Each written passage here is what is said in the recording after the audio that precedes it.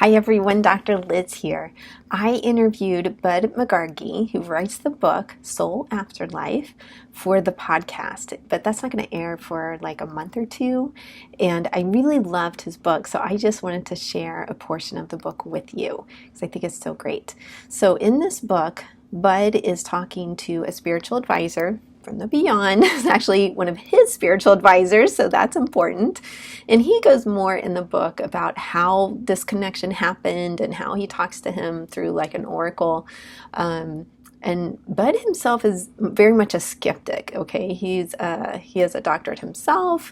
He did not expect any of this, none of that. So he goes more into that in the book. But the part I wanted to share with you is that he asks him a question, and then the spiritual advisor gives like three pieces of, three tips, I guess. Three things, let's call it. I don't know. 3 pieces of wisdom. How's that? 3 pieces of wisdom for us here living our life on this planet. So I want to share that with you. So Bud says, help me digest what you are suggesting here. Can you give me 3 things that would help a human soul become more open-minded and therefore more aware of what is required to advance or transcend?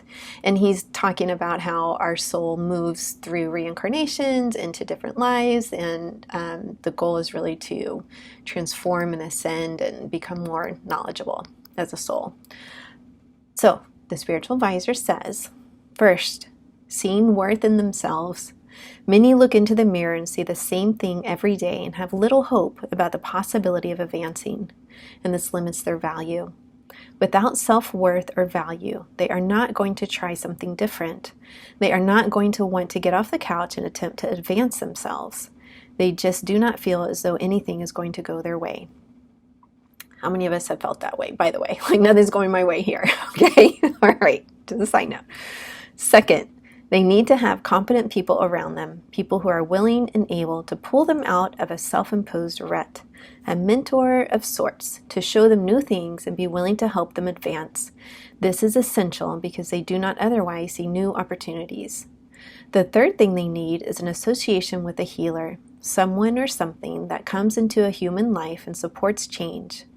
When people become attached to healers, they tend to open up more freely. They become more willing to learn and advance themselves. People need healing advocates, and surprisingly, they come in many forms: animals, humans, or knowledge. I would put plants in that category too. I know so many people feel such a connection with nature and plants and trees and the forest. So, but that's me. I'm not a spiritual advisor, okay? This is like, I don't want to contradict the power from beyond. But I found this so fascinating. I had done some hypnosis work myself where it was very clear that I was here to help people heal. And I have loved my mentors who have helped me advance and grow along the way, and they've been different throughout my life.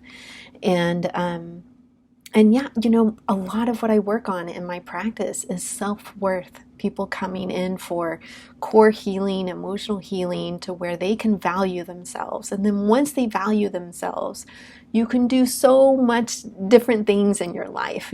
Possibilities really do open up to you when you begin valuing yourself and really seeing your own worth. And you get to decide that, okay? Hypnosis can help. We can do that. We can help rewrite those subconscious beliefs.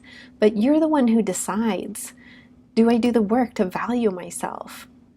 Do I get the benefits of that in this world and in a spiritual advancement kind of sense? So that part's really exciting to me, that to develop awareness and to work on self-worth and really value ourselves is not just for this planet, this life, actually helps us advance in terms of our spiritual journey. All right, you can see more about me over at my website, drlizhypnosis.com, and please remember to subscribe wherever that little button is, up, down, I don't know, okay, wherever it is these days. And I'll talk to you soon. I'm going to do another video on something else he says in this book, so keep an eye out for that one too. Peace.